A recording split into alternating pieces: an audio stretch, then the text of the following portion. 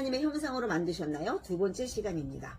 하나님의 형상인 아담은 대리왕으로서 하나님의 나라를 잘 통치해야 되지만 왕으로서 해야 될 또 하나의 중요한 일이 있습니다. 바로 많은 왕손을 낳는 일입니다. 하나님은 아담에게 복을 주시며 생육하고 번성하여 땅에 충만하라고 명령하셨습니다. 이 말씀에 하나님의 마음이 나타나 있지요. 하나님의 뜻은 아담과 하와의 결혼을 통해 하나님의 형상을 닮은 왕손들이 번성해 온 땅이 가득해지는 것입니다. 이는 하나님의 나라가 지역적으로 확장되는 것도 의미하지만 하나님을 예배하는 자가 많아지기를 기대하신 것입니다.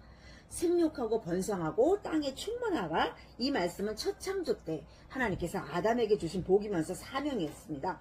그러나 아담은 이 복을 누리지 못했고 또 사명을 감당하지도 못했습니다. 세상에 하나님의 형상이 가득 찬 게 아니라 오히려 죄인이 가득 찼고 홍수 심판을 초래하게 되었습니다. 그러나 홍수 심판이 끝난 후에 하나님은 노아에게 놀라운 명령을 내리셨습니다. 노아와 그 아들들에게 복을 주시며 생육하고 번성해 땅에 충만하라. 하나님은 아담에게 주셨던 똑같은 복과 사명을 노아에게도 주신 것입니다. 이는 첫 창조 때의 목적이 변하지 않았음을 보여주므로 노아는 계속 생육하고 번성해서 왕손이 많아지게 하고 하나님을 예배하는 자로 세상을 가득 채워야 했습니다. 하나님은 노아와 같은 믿음의 자녀들이 세상에 가득 차기를 원하셨지요. 그러나 노아의 후손들도 이 일에 실패했습니다. 바벨탑 사건이 바로 이것을 보여줍니다. 함의 자손이 바벨성과 바벨탑을 쌓은 목적 중에 하나는 온 지면의 흩어짐을 면하기 위해서였습니다. 함의 후손은 생육하고 번성하여 땅에 충만하라는 창세기 1장 28절의 말씀을 정면으로 대적한 것이 됩니다. 그 후 하나님은 아브람을 택하여 언약을 주셨습니다. 내가 내게 큰 복을 주고 내 씨가 크게 번성하여 내 씨로 말미암아 천하 만민이 복을 받게 하겠다.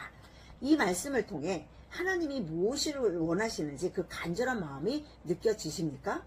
하나님을 예배하는 경건한 왕손들이 세상에 가득하길 바라셨습니다.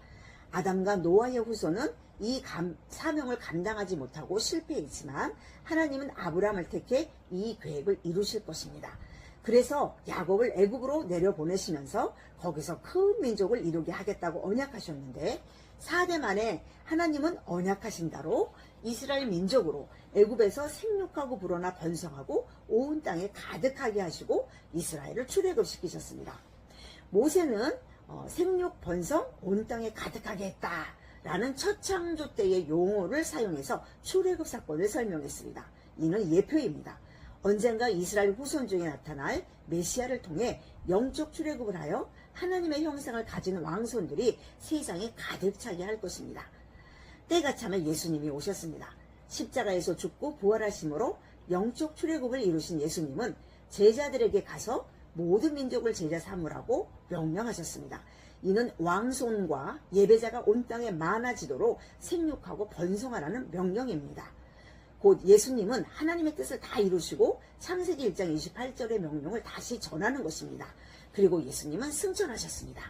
예수님이 다시 오시는 그날까지 우리는 어떻게 해야 생육하고 번성해서 왕권을 계승할 왕손과 예배자가 땅에 가득하게 할 수 있을까요?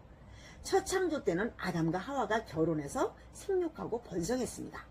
새 창조는 전도를 통해 생육하고 번성합니다. 전도를 통해 왕손을 낳고 예배자가 많아지게 해야 합니다. 남편인 예수님과 아내인 교회의 연합으로 왕손과 예배자를 낳는 것입니다.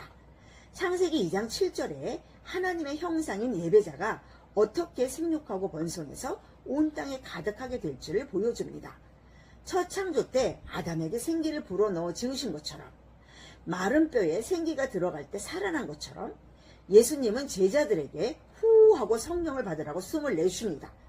예수님은 창세기 2장 7절의 모습을 재현하심으로 성령을 통해 왕손이 태어날 것을 계시하셨습니다. 그리고 예수님은 아버지께서 나를 보내신 같이 나도 너희를 보내노라 라고 말씀하셨지요.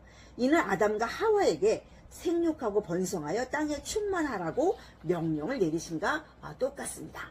지금 이런 생육과 번성이 일어나고 있습니다. 바로 교회입니다. 교회는 하나님의 형상을 닮은 왕손들의 모임입니다. 복음을 전함은 남편인 그리스도와 아내인 교회, 즉 성도들의 연합으로 왕손을 낳는 일입니다. 복음 전함은 우리에게 주신 사명입니다. 복음을 전함은 하나님 나라를 세워가는 일에 쓰임을 받는 축복이며 새 창조의 축복입니다. 여러분은 왕손을 많이 낳으셨습니까? 왕손을 많이 낳아 여러분의 가정과 섬기는 교회가 번성하는 축복을 누리시기를 바랍니다. 감사합니다.